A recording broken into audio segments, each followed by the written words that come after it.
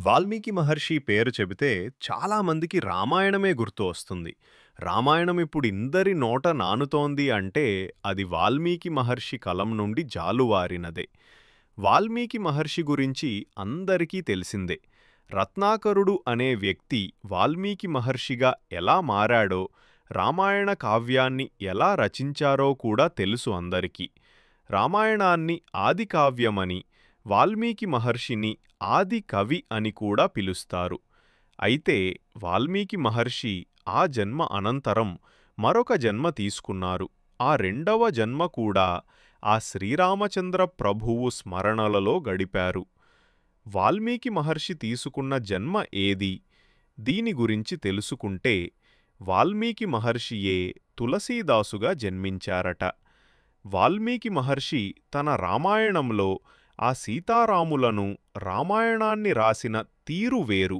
కాని అదే రామాయణాన్ని మంత్రపూర్వకంగా, మరింత భక్తిపూర్వకంగా ఆ కాలం అనంతరం మరింతమంది ప్రజలకు తెలియజేసే ఉద్దేశ్యంతో తులసీదాసుగా జన్మ తీసుకున్నారట.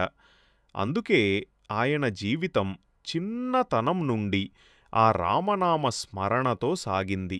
స్వయానా ఒక గురువే ఆయన శిష్యుడిని పంపి తారకమంత్ర ఉపదేశం చేసేలా చేసింది. ఆయన పూర్తిగా శ్రీరామ ఉపాసకుడు అయ్యాక ఆయనకు ఎన్నో పరీక్షలు ఎదురైనా ప్రతి పరీక్ష కారణంగా ఆయన నుండి ఎన్నో అద్భుతమైన శ్లోకాలు, మంత్రాలు వెలువడి అవి ప్రజలకు చేరువ అయ్యాయి. అలాంటివే హనుమాన్ చాలీసా, హనుమాన్ బాహుక్కు, సంకటహర మోచన హనుమాన్ స్తోత్రం మొదలైనవి. రామచరిత మానసము కూడా సరిగ్గా శ్రీరామ నవమమి రోజున మొదలుపెట్టి 2 సంవత్సరాలలో 10,000 దోహాలతో రచించారు ఆయన. రామచరిత మానసము సంకీర్తన చేస్తుంటే హనుమంతుల వారు రోజూ వచ్చి ఆ రామచంద్ర ప్రభువు కథనం వింటూ కళ్ళ నిండా నీళ్లు కారుస్తూ రామా రామా అంటూ పరవశించిపోతూ వినేవారట. చివరకు ఆ హనుమంతుల వారే తులసీదాసు జీవితాన్ని మరొక మలుపు తిప్పారు.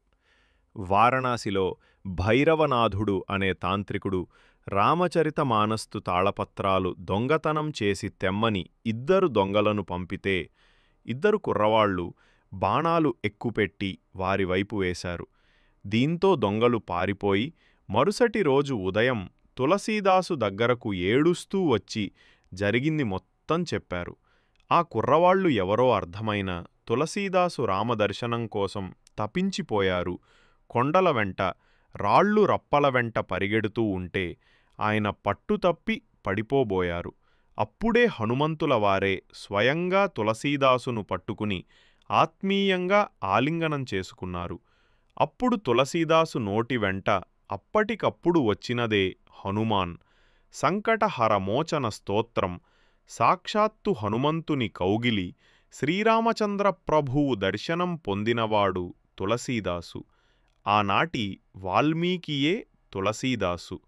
మనం రామాయణం చదువుతాం, కాని ఉత్తరాది వారు రామచరిత మానసమును చదువుతారు. ప్రతిరోజూ పారాయణ చేస్తారు. ఆ మహనీయుడిని రోజూ అలా తమలో భాగం చేసుకున్నారు. జై శ్రీరామ్.